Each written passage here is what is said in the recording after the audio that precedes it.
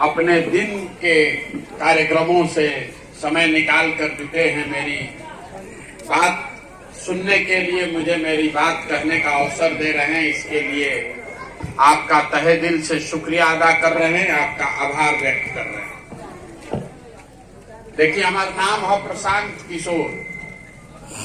हम नेता ना है, हम विधायक मंत्री नहीं थी, हम तो मुखिया सरपंच भी नहीं हैं।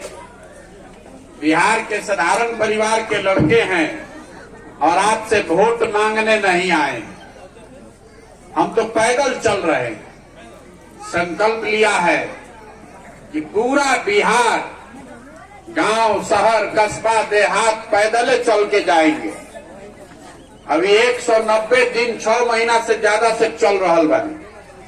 सुबह से चलना शुरू करते हैं, शाम तक जहां तक पहुंचे वहीं रुकेंगे, अगले दिन फिर वहीं से चलेंगे। पूरा बिहार घूमने में, सब जगह पहुंचने में करीब करीब 1.5-2 साल चलना पड़ेगा। तो आदमी सोच रहा, भाई पैदल काहे चलता हूं? हमारे पैदल चलने से आपको क्या फायदा है? हमारे पैदल चलने से आपका गरीबी तो नहीं दूर होगा। हमारे पैदल चलने से आपका नाली गली नहीं बनेगा, आपको अनाज राशन कार्ड नहीं मिलेगा, आपके बच्चों के पढ़ने की व्यवस्था नहीं होगी, आपके लड़कों को रोजगार नहीं मिलेगा। तो हम पैदल काहे चल रहे हैं? पैदल इसलिए चल रहे हैं कि जिस समाज को, जिस राज्य के लोगों को, जिनकी जिंदगी को बेहतर बनाना चाहते हैं, कम से कम एक बार जाकर अपनी आंख से देखें कि आप और आपके बच्चे किस दशा में रह रहे हैं। हर आदमी दावा कर रहा है कि आपकी जिंदगी सुधर गई। जो नेता है वो कह रहा है कि बहुत विकास हो गया। जो नेता नहीं है वो कह रहा है कि विकास नहीं हुआ। जो नेता आता है वो एक दूसरे को गाली गलौज ही करता है। हम इस पूरे अभियान में दूसरी बात कह रहे हैं। हम ये कह रहे हैं कि जिस नेता ने जो काम किया उसको मान लीजिए। जिस नेता ने भी जो काम किया या करने का दावा कर रहा है उसको सबको सही मान लीजिए। बहस का कोई जरूरत नहीं है।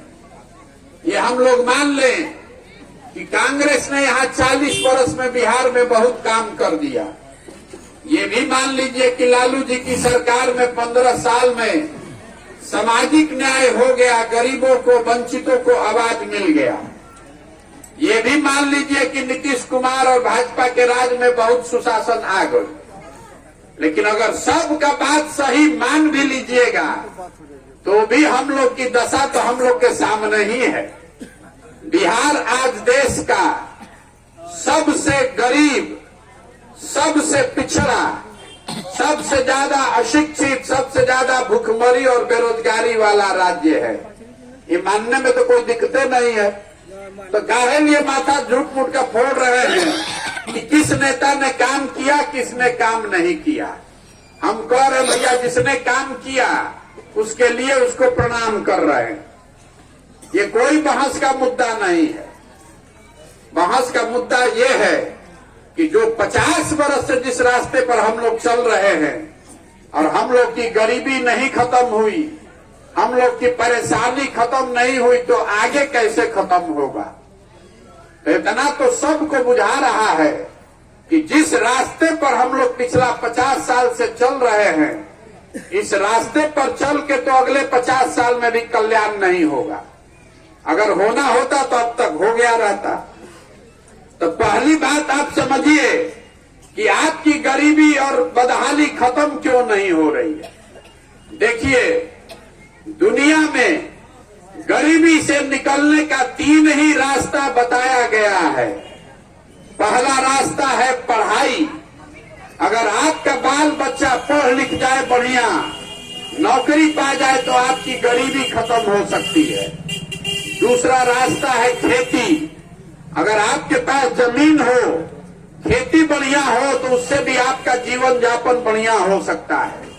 और अगर दोनों नहीं है, आपके पास पैसा हो, पूंजी हो, तो पूंजी के माध्यम से आप घर में दुकानदारी, रोजी रोजगार करके आगे बढ़ सकते हैं। तीनों गो रास्ता है। चाहे तो पढ़ लीजिए, चाहे खेती कर लीजिए, चाहे बिजनेस व्यापार कर लीजिए। तो बिहार में आप देखिएगा तो ज्यादातर लोगों के लिए तीनों रास्ता बंद है। पढ़ाई का व्यवस्था यहाँ है ये नहीं है। समाज में जितने लोग रह रहे हैं, ज्यादातर गरीब आदमी का बच्चा सरकारी स्कूल में जा रहा है। सरकारी स्कूल में पढ़ाई हो ये नहीं रहा, वहां खाली खिचड़ी बटा रहा। तो जब आपका लड़का पढ़ेगा ही नहीं, खिचड़ी खाएगा, तो मजदूर नहीं बनेगा तो कलेक्टर बनेगा। कुछ आदमी को ऐसा लग रहा है कि हमारा लड़का तो प्राइवेट स्कूल में पढ़ रहा है, तो भैया जिसका लड़का प्राइवेट में पढ़ रहा है उसको भी स्कूल के बाद कॉलेज में सरकारी में जाना है। तो फिर सरकारी कॉलेज में जाइएगा तो पढ़ाई वहां पर भी नहीं हो रहा है। 3 बरस की डिग्री 5 बरस में मिल रही है। और कॉलेज में एक बार आप नाम लिखाने जाते हैं, एक बार परीक्षा देने और तीसरी बार डिग्री लेने, पढ़ाई वहां पर भी नहीं हो रहा है। तो स्कूल में खिचड़ी बटाता, कॉलेज में डिग्री बटाता, पढ़ाई दोनों में कहीं नहीं के हो, तो आप गरीबी से निकलिएगा कैसे? तो दूसरा रास्ता आपको मैंने बताया, खेती। मान लीजिए कि पढ़ाई नहीं किए, लेकिन अगर आपके पास जमीन हो तो खेती करके आप गरीबी दूर कर सकते हैं। तो बिहार में 100 आदमी जो रहता है, 100 में 60 आदमी के पास एको धूर जमीनें नहीं है। यहाँ पिछले 75 साल में भूमि सुधार को लेकर कोई काम नहीं किया गया, गरीब को जमीन नहीं दिया गया। तो 100 में 60 आदमी के पास जमीन है ये नहीं है, और जो 40 आदमी के पास जमीन है उसमें 40 में 35 आदमी ऐसा है जिसके पास 2 बीघा से कम जमीन है। तो बिहार में जो खेती किसानी कर रहा है वो खाने वाला खेती कर रहा है, कमाने वाला खेती नहीं है। आपके पास जो 2 बीघा से कम जमीन है उसमें आप उतना ही उपजा पा रहे हैं कि आपका और आपके बाल बच्चे का पेट भर जाए, उससे आमदनी का उपाय नहीं है। गेहूं भइल बा, उसमें सरसों तीसी छींट दीजिएगा ताकि एक घानी तेल के भी जुगाड़ हो जाओ, लेकिन सरसों बेच के पैसे का जुगाड़ नहीं है। बिहार में 100 में 5 ही आदमी ऐसा है जिसको खेती से आमदनी हो रहा है। बाकी आदमी चाहे खेती करके अपना पेट भर रहा है, चाहे खेत में मजदूरी कर रहा है। तो शिक्षा है नहीं, खेती का रास्ता है नहीं। तो तीसरा रास्ता आपको मैंने बताया, पूंजी, पैसा। अगर दोनों नहीं था, पैसा होता तो कुछो तो काम दौरी आप कर लेते, कुछ नहीं होता 5 को भैंसे पाल लेते, 10 कोई फार्चून के किराना के खाद के दुकानें खोल लेते। तो बिहार में प्रति व्यक्ति आय बा 35,000 रुपया। साल में एक आदमी 35,000 रुपया औसतन कमा रहा है। तो 35,000 रुपया में आप खाइएगा क्या, बचाइएगा क्या, और पूंजी कहां से लाइएगा? तो जब ये तीनों रास्ता, पढ़ाई, खेती और उद्योग, तीनों बंद है, तो वह गरीबी से निकलो कैसे? चाहे जितना हाथ पांव मारना है मार लीजिए, चाहे 10 घंटा काम कीजिए कि 12 घंटा, जिसको वोट देना है दे लीजिए, गरीबी से नहीं निकल सकते। इसीलिए जो लोग बच्चे थे, आप जब बच्चे थे तब भी इतने ही गरीब थे, जब जवान हो गए तब वो इतने गरीब हैं, बुढ़ा जाइएगा तब वो इतने गरीब रहिएगा।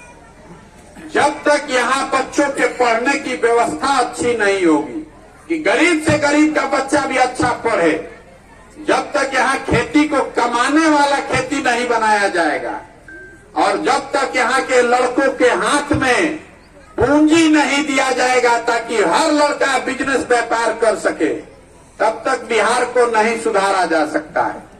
तो आप पूछो कि प्रशांत जी अगर दहरा बुझाता तो नेता लोग ये काम क्यों नहीं कर रहा? तो आपको वो बताने आए हैं। आपको लग रहा है कि नेता काम नहीं कर रहा, हम आपको बता रहे हैं कि नहीं, नेता आपको नहीं ठग रहा है, आप स्वयं को ठग रहे हैं। अगर नेता आपको ठगता तो एक बार नेता ठगता, दूसरी बार आप जग जाते, 2 बार नेता ठगता, आप तीसरा बार जग जाते। लेकिन लेकिन अगर आप 50 बरस से ठगे जा रहे हैं तो इसका मतलब है कि कहीं न कहीं गलती हम लोगों में है। अभी आपको 2 मिनट में समझाते हैं कि आपको पता चलेगा कि आप गलती कहां कर रहे हैं। अभी जितना आदमी यहां बैठा है, खड़ा है, आपसे एक सवाल पूछेंगे, सबको जवाब देना है।